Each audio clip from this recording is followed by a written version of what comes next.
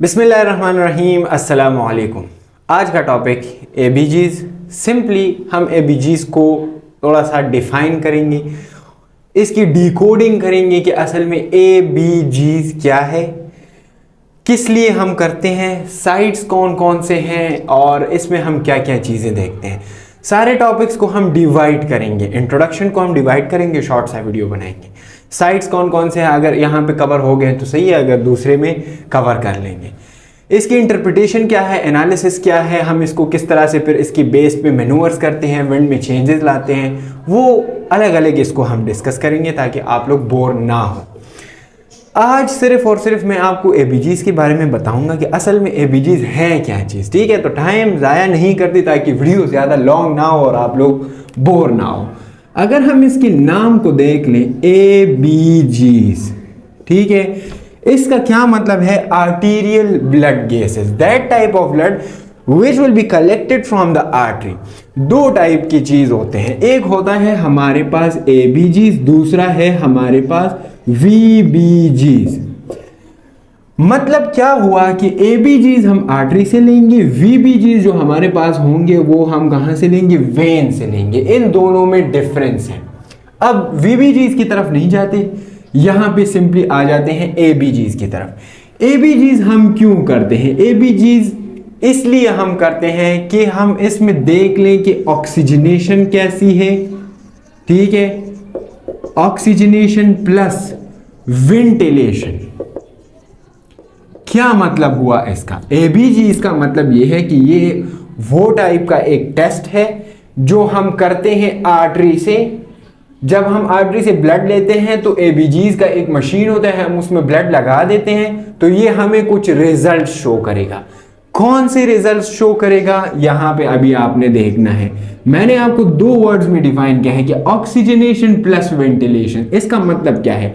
आपके पास इसमें पीएच आएगा, PCO2 आएगा, PO2 आएगा, सही है, और साथ में HCO3 और इसके अलावा SaO2। Specifically related to the oxygenation and ventilation हमारे पास ये चीज़ें हैं। इसके अलावा और भी बहुत सारी चीज़ें होते हैं, लाइक लैक्टेट लेवल्स हो गया। हम इसके बाद जो है ना एनाइन गैप निकालते हैं। कभी कभार जो मशीन्स होते हैं एडवांस, उसमें आप इलेक्ट्रोलाइट्स भी देख सकते हैं, लेकिन वो ज़्यादा रिलायबल नहीं होते। आप सिंपली काम करें कि जो एबीजीज़ के इलेक्ट्रोलाइट्स होते हैं वो भी ठीक होते हैं, लेकिन मोस्टली ऑक्सीजनेशन एंड वेंटिलेशन से रिलेटेड हमारा मकसद ये होता है कि हम ये चीज़ें देखें। अब अगर हम यहाँ पे देख लें, पीएच हमारे पास नॉर्मल कितना है? 7.35 से 7.45। ठीक है, इसके अलावा हमारे पास जो PCO2 है ये है 35 से 45। PO2 हमारे पास है, कुछ बुक्स कहते हैं 75, कुछ बुक्स कहते हैं कि 80 से लेके 100 mmHg है ये। इसके अलावा जो बाइकार्ब है, बाइकार्ब हमारे पास कितना होगा? 22 से लेके 28 तक, और इसमें भी कुछ बुक्स कहते हैं कि 24 से लेके 28 तक, सही है, मिलीमोल। हमारे पास सैचुरेशन ऑफ आर्टीरियल ऑक्सीजन कितना होगा? वो होगा 92 से लेके 100% तक। ये चीज़ें आपको बिल्कुल जुबानी याद होनी चाहिए। ये जो वैल्यूज मैंने आपको बताई है ना, ये एबीजीज़ से हैं। वीबीजीज़ जो है, इसकी जो वैल्यूज है वो चेंज होंगे। कैसे चेंज होंगे वो बाद में डिस्कस करेंगे। ठीक है, पीएच हमारे पास क्या शो करेगा आपको? जो पीएच है ये मैं यहां पे आपको बता देता हूं कि पीएच या हमें एसिडोसिस जो है ना वो शो करेगा, या हमारे पास अल्कलोसिस। ठीक है, कि जो ब्लड है उसमें अल्कलोसिस है या एसिडोसिस है। PCO2 हमारे पास जो है ना क्या शो करेगा कि PCO2 ज्यादा वॉश आउट हो रहा है, ठीक है, या हमारे पास रिटेन हो रहा है। रिटेन मींस कि बॉडी में बढ़ रहा है या बॉडी से निकल रहा है। PO2 हमारे पास यही कि पेशेंट हाइपोक्सिक है, ठीक है, बता रहा हूं इसका मतलब, या आपके पास पेशेंट जो है ना वो क्या है, हमारे पास हाइपर वेंटिलेट है। हाइपर वेंटिलेट या हाइपर ऑक्सीजनेट, हाइपर ऑक्सीजनेट, सही है। दो चीजें, हाइपोक्सिक का क्या मतलब है कि पेशेंट की जो हाइपोक्सीमिया है उसमें, असल में इसको हम हाइपोक्सीमिया कहते हैं। हाइपोक्सीमिया का क्या मतलब है कि ब्लड में ऑक्सीजन की तादाद कम है, तो ये आपको शो करेगा कौन, PO2। अगर पेशेंट में 100 से ज्यादा है तो इसका मतलब यह है कि उसको ऑक्सीजन की जरूरत नहीं है, लेकिन आपने बहुत ज्यादा ऑक्सीजन लगाया, तो जब आप ABGs करेंगे तो ये 100 से ऊपर आएगा। ये हमारे पास क्या करेगा, HCO3 जो है ना, ये हमारे पास करेगा कि जो हमारे मेटाबॉलिक है, मेटाबॉलिक जो मेटाबॉलिक प्रोसेस है वो कैसा है, या अगर HCO3 जो है ना, ये हमारे पास एसिडोसिस है, ठीक है, या हमारे पास जो है ना क्या है, अल्कलोसिस टाइप पे जा रहा है, सही है। अच्छा, सैचुरेशन हमें क्या शो करेगा कि कितनी % ऑफ ऑक्सीजन, एक है पार्शियल प्रेशर ऑफ O2, क्या मतलब हुआ इसका कि एक प्रेशर है जो हमारे ब्लड में है, किस चीज का, ऑक्सीजन का, उसको हम पार्शियल प्रेशर कहेंगे। लेकिन एक परसेंटेज है जो हमारे ब्लड में है, किस चीज का, ऑक्सीजन का, उसको हम सैचुरेशन कहते हैं, ठीक है। वो परसेंटेज हमारे पास कितना होगा, 92 से 100%। ये ABGs आपको शो करेंगे। अच्छा, ये तो मैंने आपको बता दिया ना कि HCO3 आपको क्या शो करेगा, मेटाबॉलिक से रिलेटेड, किडनी से रिलेटेड, रीनल से रिलेटेड, लेकिन PCO2 आपको शो करेगा किस चीज से रिलेटेड, रेस्पिरेटरी से रिलेटेड, कि रेस्पिरेटरी सिस्टम में असल में क्या चल रहा है। ये हमारा काम होता है ABGs करने का, कि हम ABGs करते हैं तो हम क्या चीजें जो है ना आप उसमें देख रहे होते हैं, हम क्यों जो है ना ABGs करते हैं। अच्छा, क्यों करते हैं, ये सारी चीजें मिक्स हो जाएंगी और इसमें बहुत सारी चीजें, अगर हम इसको खुलासतन आपको कहें कि ABGs क्या चीज है, तो ABGs हमारे पास वो ब्लड टेस्ट है जिसमें हम ये फाइंड आउट करते हैं कि बॉडी में एसिडोसिस अल्कलोसिस है। अगर एसिडोसिस अल्कलोसिस है तो क्या वो रेस्पिरेटरी अल्कलोसिस है, या वो मेटाबॉलिक अल्कलोसिस या एसिडोसिस है। इसके अलावा हम ये फाइंड आउट करते हैं कि एसिडिटी तो है या अल्कलिनिटी तो है, लेकिन हमारे पास बॉडी में ऑक्सीजन की तादाद भी कंप्लीट है कि नहीं। अगर कंप्लीट है तो बहुत ज्यादा तो नहीं है, अगर कम है तो हमारे बॉडी में ऑक्सीजन की तादाद कम तो नहीं है। इसका ये हमें कौन बताएगा, ये आपको बताएगा ABGs, ठीक है। इसमें एक और चीज है कंपैरिजन, वो कंपैरिजन हम बाद में करेंगे दूसरी लेक्चर में, क्योंकि लेक्चर बहुत ज्यादा जो है ना वो लंबा हो जाएगा। ABGs एंड VBGs की हम कंपैरिजन करेंगे कि कौन सी कंडीशन में आप ABGs कर सकते हैं, लेकिन कौन सी कंडीशन में आप VBGs से भी हेल्प ले सकते हैं, अलग लेक्चर में। इसमें एक और चीज मैं आपको बता देता हूं, साइट्स ऑफ क्या है ABGs। साइट्स का क्या मतलब है कि कहां से आपने ABGs निकालने हैं, वो ब्लड गैस आपने कहां से निकालना है। तो 3 एरियाज हमारे पास बहुत ज्यादा जो है ना मशहूर है, एक है रेडियल, ठीक है, दूसरा है हमारे पास फेमोरल, और तीसरा है हमारे पास ब्रेकियल, ठीक है। Most common and most easy to locate, easy to locate हमारे पास कौन सा है, ये है रेडियल, क्योंकि इसकी एक अगर आपसे कोई जो है ना मतलब ये सवाल करे कि मोस्ट कॉमन हमारे पास रेडियल क्यों है, तो इसका एक आंसर है। आंसर ये आपके पास हर वाई का जवाब होना चाहिए, नहीं है तो फाइंड आउट करें। रेडियल इसलिए मोस्ट कॉमन है कि अगर आप यहाँ पे देख लेना, आप यहाँ पे देख ले, लेट्स से ये थंब साइड जो होता है, ये थंब साइड हमारे पास रेडियल आर्टरी का होता है, ठीक है। आप यहाँ पे पल्सेशन इसको फील कर सकते हैं। जब आप इसको फील करेंगे तो लेट्स से अगर मैं यहाँ पे इसको पंक्चर कर भी रहा हूँ, तो यहाँ दूसरे साइड पे अल्नर आर्टरी मौजूद है, जो यहाँ जो लिम्ब है मेरा, जो हाथ है, उसको ब्लड सप्लाई हो रही है, तो यहाँ की जो ब्लड सप्लाई है वो डिस्टर्ब नहीं हो रही। अगर आप यहाँ पे जो है ना इसको पंक्चर करते हैं तो दूसरी साइड से उसको ब्लड फ्लो जा रहा है, तो इसलिए ये मोस्ट कॉमन है, मोस्ट इजी टू लोकेट है, और साथ में आसानी से आप इसको इससे ब्लड ले सकते हैं। तो most common, most the easy one, मेरा भी फेवरेट साइट यहाँ पे ही है। मैं यहाँ से कोशिश करता हूँ कि लूँ। बहुत सारे लोग यहाँ से ट्राई करते हैं, वो कहते हैं कि नहीं यहाँ पे आप इजीली ले सकते हैं, लेकिन ये वाला एरिया जो है ना ये भी मुश्किल होता है। ये आपके पास लास्ट ऑप्शन होता है, ठीक है, लास्ट ऑप्शन नहीं, सेकंड ऑप्शन, क्योंकि फेमोरल वाला जो है ना वो आसानी से आप फेमोरल से ले सकते हैं, लेकिन उसमें कॉम्प्लिकेशन बहुत ज़्यादा होते हैं, थ्रोम्बोसिस के कॉम्प्लिकेशंस होते हैं, ब्लीडिंग के चांसेस बहुत ज़्यादा होते हैं, ठीक है। तो इजी वन कौन सा है? रेडियल है। दूसरा हमारे पास फेमोरल, जो यहाँ पे अगर आप देख लें, यहाँ पे फेमोरल साइड पे होता है ग्रोइन एरिया में, ठीक है, जो ग्रोइन एरिया है यहां से आप ले सकते हैं। दूसरी जो हमारे पास ब्रेकियल है, ब्रेकियल से भी आप ले सकते हैं, जो हमारा एल्बो जॉइंट है यहाँ पे आप इसको लोकेट करेंगे। मेरे पास अभी पिक्चर नहीं है और ना मैं आपको दिखा देता, आप सिंपली जाए गूगल पे, वहां पे सर्च आउट करें कि जो रेडियल की एनाटॉमी है या ब्रेकियल की एनाटॉमी है वो कहाँ पे लोकेटेड है, ये चीज, ये आर्टरी कहाँ पे लोकेटेड है, आपको वहां पे नजर आ जाएगा। क्लियर है? तो ये हमारे पास साइट्स हो गई। अब एबीजीज आपने लेने कैसे हैं, ये बात डिस्कस करनी चाहिए या नहीं, अभी पता चल जाएगा अगर लेक्चर ज़्यादा लॉन्ग ना हुआ। इससे रिलेटेड ये इसकी इंट्रोडक्शन हो गई। अब एक और सवाल, वाई एबीजीज इंपॉर्टेंट? एबीजीज हमारे पास क्यों इंपॉर्टेंट है?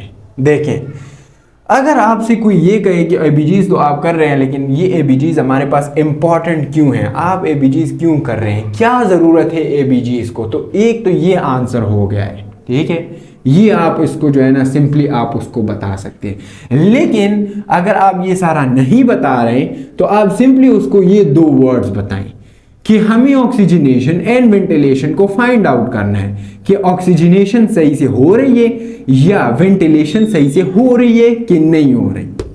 क्लियर हो गई बात? तो ये है हमारा एबीजीज।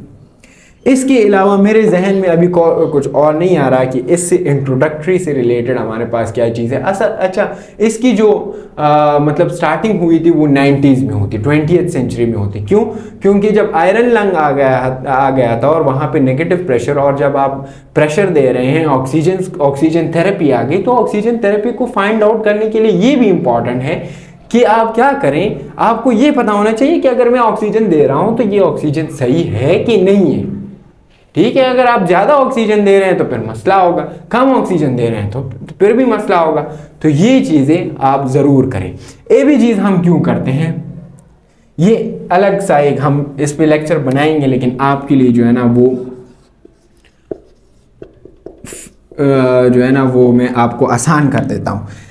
देखिए, जितनी भी ऑक्सीजन थेरेपी से रिलेटेड पेशेंट है, ऑक्सीजन थेरेपी से रिलेटेड पेशेंट, ठीक है, क्लियर हो गई बात।